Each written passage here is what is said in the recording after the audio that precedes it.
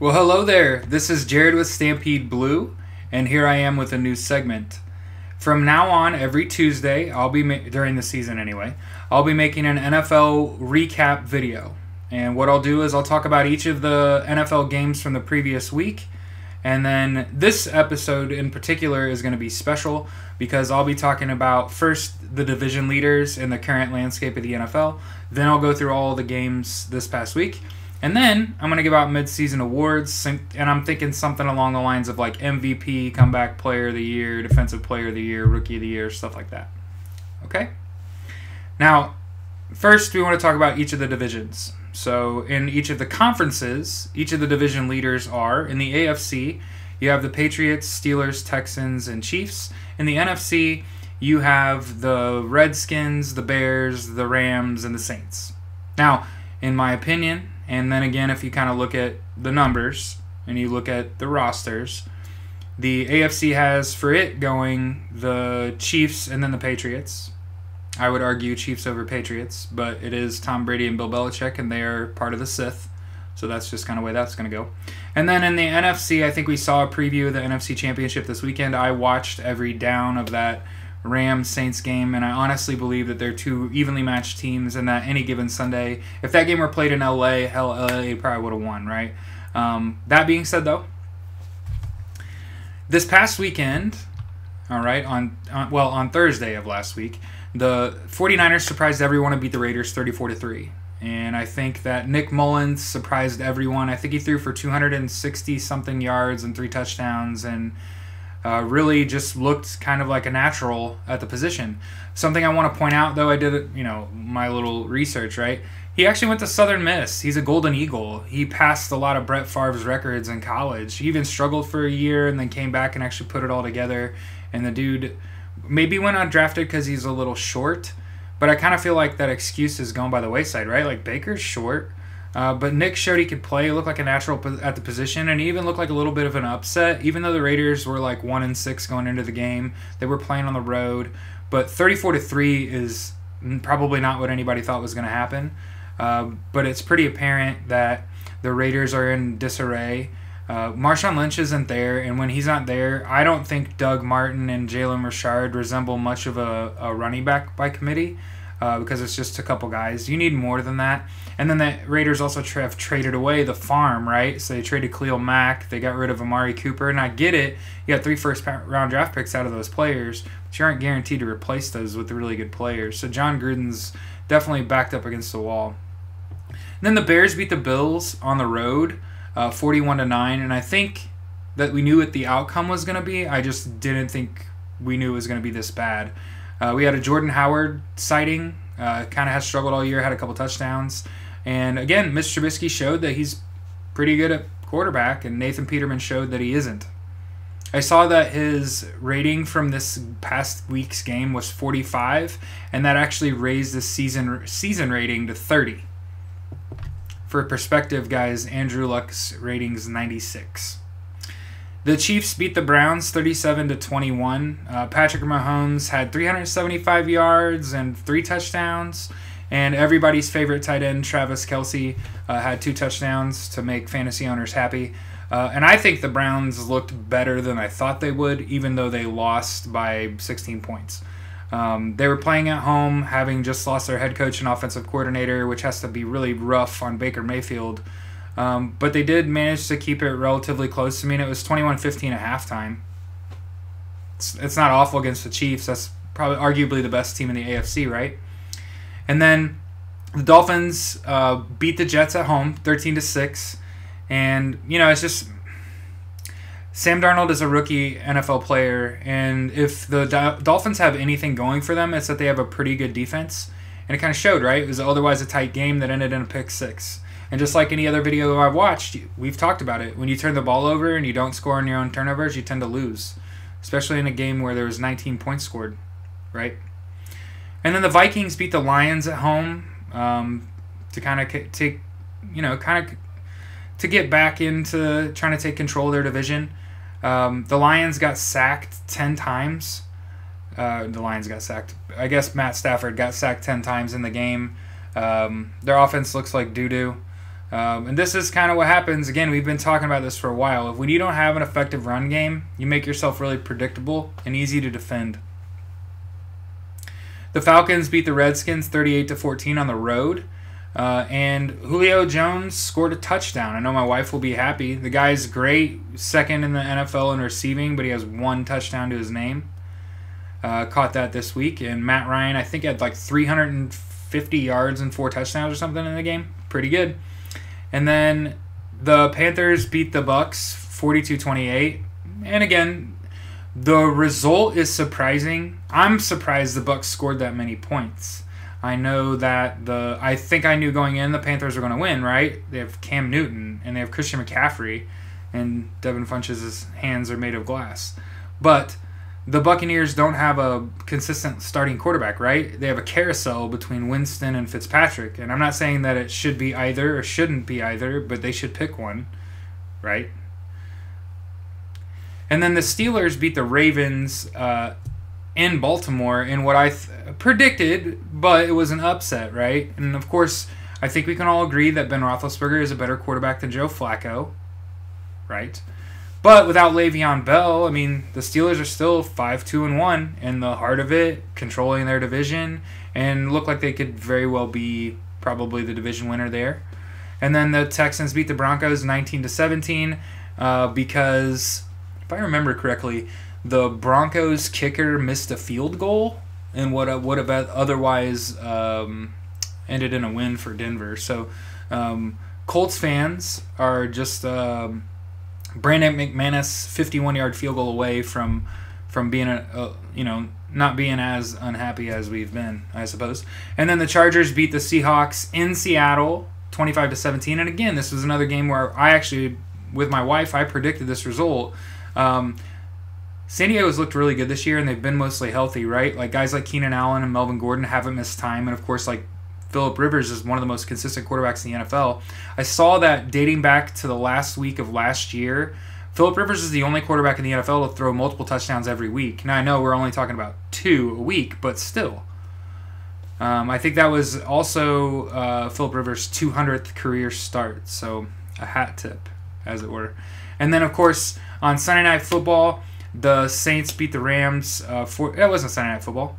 The Saints beat the Rams 45-35 in New Orleans, as I predicted. Again, like, I think that the Rams are really good, and I don't think they'll lose many games because they're deep. Their offense has wrinkles in it, and they're hard to defend, and they can run the football, right? But the Saints have Michael Thomas. The Saints have Drew Brees, and the Saints have Alvin Kamara, and then everyone else, plus a home crowd, and that's why they won. They're 7-1. They're obviously really good. A lot of people were saying before the season started that the Saints and Rams are in Super Bowl windows and that this is essentially the NFC Championship before it was ever played. 45-35 in a one-score game going into a couple minutes left shows you exactly that. Both these teams can score pretty much at will. Both these teams can play ball control offense, and they can also put the ball in the air, and they have good receivers. I mean, did anybody else see Brandon Cooks and Michael Thomas just, like, going at it? Like, that was really exciting to watch. Bravo to the NFL. These teams look great. And then on Sunday Night Football, things did not go how I thought they were going to go. And, of course, I'm a Colts fan, so I want teams to beat the Patriots. But it's pretty clear to me that as long as Tom Brady's in the backfield and they're remotely healthy on offense, even without Gronk, they won by 2 touchdowns. And I get it. It was at home, and they haven't lost at home, and the Packers couldn't get a win on the road if they paid for one. But to that effect, Aaron Rodgers has been a little hobbled. They've been a little injured. They don't have a running game, and their defense is suspect. So when you go into a hostile environment against a team that's 6-2 at the time, probably going to struggle. And then on Monday Night Football, so last night, in case you fell asleep because you had to get up this morning and go vote, the Titans beat the Cowboys 28-14, and I'm not really sure what's going on in Dallas, but one of the 2 touchdowns scored was by Amari Cooper. They only put up 14 points for the game, obviously, right? And the Titans look really good defensively, and yesterday, Marcus Mariota was healthy. The Dallas Cowboys weren't really able to pressure Marcus very well, and he actually had a rushing touchdown. Like, Marcus Mariota has been playing real good when he's healthy. He just hasn't been. So there we are. So that will be the NFL recap for this past week. And then what we'll do to kick it off is I want to talk about, at this point, midseason awards. So I'm going to give out an MVP, and at this point, it's pretty clear the passing leader in the NFL has the most touchdowns in the NFL, most yards in the NFL. Patrick Mahomes, second-year quarterback, came out of Texas Tech. Last year kind of rode the pine, and this year he's getting a shot. The dude's a gunslinger, and I know I've brought up Brett Favre in this video already talking about Nick Mullins, but the kid can sling it. And it isn't standing back in the pocket and he's well protected and he has time all day. It's he gets out of the pocket and his rating is higher. It's like he's better on the run, which doesn't normally happen. A lot of times these guys get out of the pocket and they can't do that. Now this is because Patrick Mahomes came from playing baseball and could have probably pitched in the major leagues, but he loves football. And you can't blame him. It's the greatest game on earth, right? Now, my comeback player of the year is a three-way split. And right now, of course, I want to call my own number and say Andrew Luck didn't even play last year and was uncertain whether he'd ever play in the NFL again. And then he's second in the NFL in touchdowns. And I get it. He got some work to do, and he could always get better. And then there's guys like J.J. Watt or Aaron Rodgers to consider. Well, my comeback player of the year right now is James Conner. James Conner was one of those running backs that when he was at Pitt, I watched his games and was like, God, I'd love to have a player like that on my team. You can literally give the guy a ball 30 times a game, and he's going to give you his best effort on every play. He doesn't go down on the first hit. He can catch the ball, and he can block. He does it all. The Patriots aren't missing Le'Veon Bell. They have James Conner. James Conner had cancer. He beat cancer and is now the second leading rusher in the NFL. It's a no-brainer, right? And then my defensive player of the year right now is I really want to not be a homer, right? You want to give this award to someone that isn't on your team, right? Like Michelle Hunter, the D-end from Minnesota that has 11.5 sacks, right? I think that the defensive player of the year right now is Darius Leonard. He missed the game and we had a bye last week, and he still leads the NFL in tackles by 5.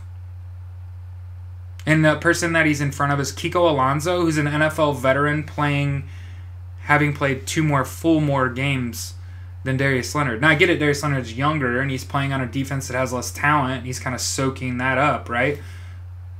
But he missed a week, and we just had a bye, and he still leads the NFL in tackles. This is a no-brainer for me. And then my most improved player, I think that along the lines of talking about guys like J.J. Watt or Aaron Rodgers is like anyone that... so a guy like Patrick Mahomes is a good candidate. Like if they decide to give MVP to someone else, right? Like they decide that the MVP is Brady, Breeze, or Goff, right?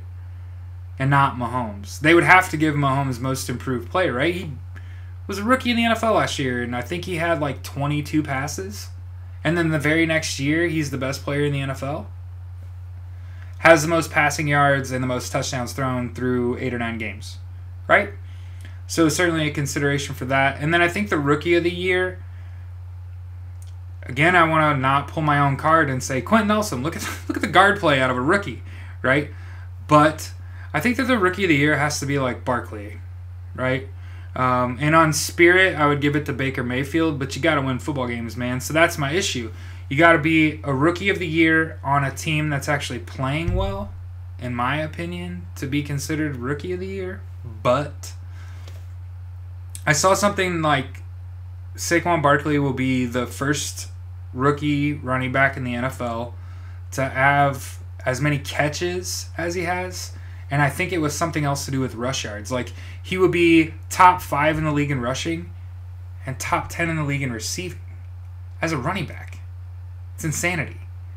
And I'm not saying that I'm right about any of these. These are just kind of who I see as the MVP. So, again, we'll say MVP has got to be Patrick Mahomes, right? Numbers don't lie. His team's 7-1. They can ball. And I know that he has a ton of weapons, right? Like Tyreek Hill, Travis Kelce. These guys are insane. But you got to have somebody to be able to get it there. And like I said, part of his mystique is he's not a pocket quarterback. This is a scrambler guy. This is a scrambler that can run, but he can dish it on the run. And what makes it particularly impressive, a lot of his wins aren't close. And they're just dropping balls like deep. They're putting the ball downfield. Tenured quarterbacks throw the ball that deep. Not like second-year players, but this kid's got a cannon. And he's got good weapons around him. No reason the Chiefs shouldn't end up in the AFC Championship, barring injury, right? And then as far as the Colts go, I think obviously most improved player, comeback player, those belong to guys like Andrew Luck, right? Didn't even play last year, and then he's coming back, and he looks great, right? 23 touchdowns, 8 picks, has been sacked one of the lowest in the league. I think he's like 28th in the league in sacked. And he's only been sacked like 10 times all year. Remember, Matt Stafford got sacked 10 times last week. So it kind of shows you the Colts have improved in an area of need, right? And then we've also put up some historic numbers the last couple weeks as far as rushing the ball. And that's what makes me really happy. It's not wins and losses in the NFL, right? In my opinion, you're either a Super Bowl team or you're drafting really high. That's just the way it looks to me, right? I don't care about the tweeners. I don't care about your 7, 8, and 9 win teams.